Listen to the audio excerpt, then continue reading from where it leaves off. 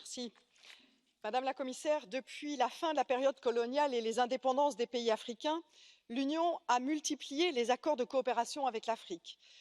Nous avons eu, bien sûr, les accords de Yaoundé, de Lomé, l'accord de Cotonou et j'en passe.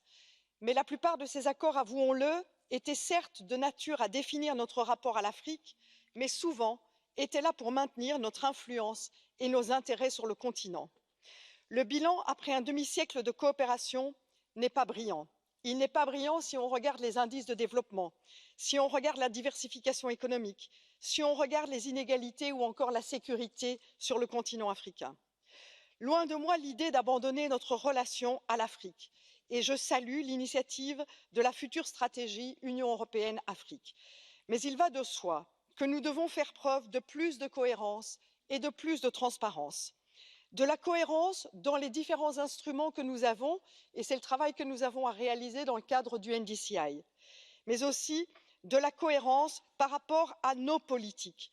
Nous ne pouvons plus, par exemple, défendre une relation commerciale qui ne favorise pas le développement régional et qui détruit les agricultures locales au profit des agriculteurs européens. Il faudra aussi de la transparence et de la gouvernance.